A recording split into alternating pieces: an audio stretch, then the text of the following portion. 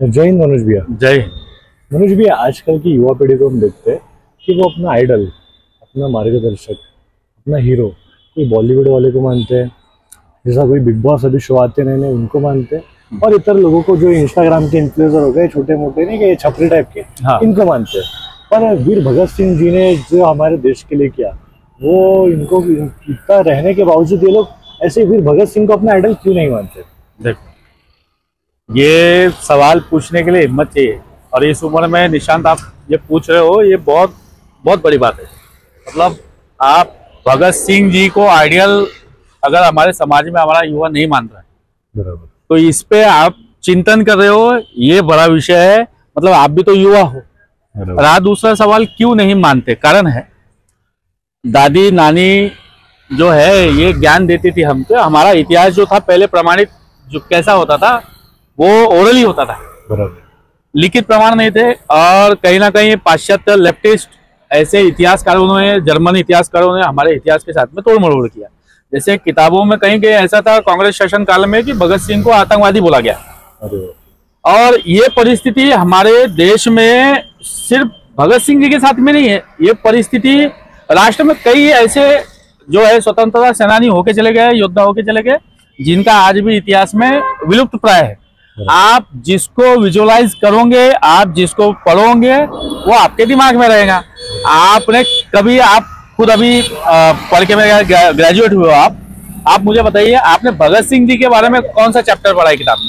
पूरा पूरा अच्छी तरीके से। ये हम देखते हैं, हाँ, ये उन्होंने देश में कम उम्र में, आज इतनी कम उम्र में, जो उम्र में आज के हमारे सोशल मीडिया पे फॉलोअर्स बढ़ाने के लिए कंपटीशन करने वाले, यहाँ किसी के 10 के ना हो, 50 के हो जाए तो केक वेक ये सब चलता है। ये उम्र में भगत सिंह जी ने क्या किए थे हमने पढ़े, हमने देखे, पर हमारे को दुख किस बात का होता है कि आज की युवा पीढ़ी नहीं कर सकती। तो क्यों नहीं पढ़ सकती? एक कारण है, युवा पीढ़ी को आप मानो ना मानो, आज का जो युग है ये बॉलीवुड का, ये खानवर जो आ गई है, सलमान खान, शाहरुख खान, एक्चुअल, हाँ, ये पूरी खानवर हो गई है। भी देखे भैया कि जैसा कोई खानवान, जैसे शाहरुख खान का मान लो, उसका जन्मदिन रहता, उसका जो बंगला है मुंबई में मन्नत बोल के, उसके सामने कुत्ते जैसे लोग भीड़ लगा के खड़े हो जाते, इतनी भीड़, पुलिस वाले इनको लाठी चार्ज करते, मारते, भी उसका केक लेके, उसका फोटो लेके जाते। पर आज भगत सिंह जी की जयंती हमारे नागपुर में यही एक प्रतिमा दिखी, और वो भी क्या उसकी दुर्दशा हो गई है हमने देखे। बिल्कुल तो हमारा नागपुर शहर, इससे बड़ा दुर्भाग्य नहीं हो सकता।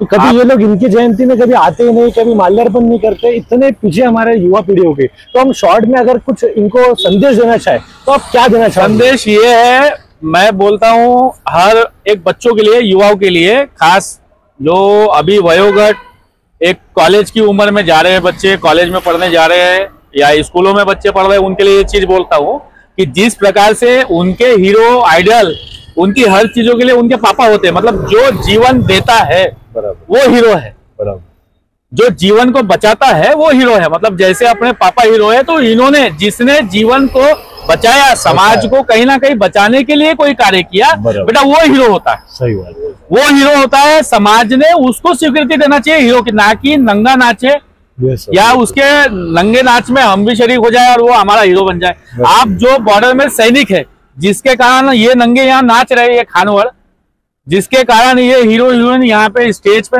डांस कर रहे हैं, तो वो क्यों कर रहे हैं? क्योंकि वो स्वतंत्रता हमको मिल रही है किसके कारण? जो सैनिक खड़ा है उसके कारण। तो जो जीवन को बचाता है वो हीरो होना चाहिए। सही बात। तो जीवन देने वाला हीरो है। जब तक ये मानसिकता, और ये कहीं ना कहीं माता पिता, ये सबका, जो बड़े बुजुर्ग आज की परिस्थिति में, क्योंकि वो पीढ़ी जिसने स्वतंत्रता सेना संग्राम देखा है, वो पीढ़ी खत्म होने के कगार पे। सही बात है। हम आज हमारी सांस्कृतिक पीढ़ी वो भी खत्म होने के कगार पे। आज मैं खुद देखो, मैं परिधान मेरे क्या है, पाश्चात्य परिधानों पे हम खड़े होकर भगत सिंह जी के बारे में चर्चा कर रहे हैं। वैसे उनके बलिदान को, ये सर्वोच्च बलिदान है, राष्ट्र के लिए, राष्ट्र के लोगों के लिए बलिदान देना या अपने जीवन को न्यौछावर कर देना, ये सामान्य प्रक्रिया नहीं है। यहाँ पे उनके इस बलिदान को न्यायोचित अभी न्याय मिलेगा। कहीं ना कहीं परिवर्तन आ रहे हैं, इतिहास भी बदल रहा है।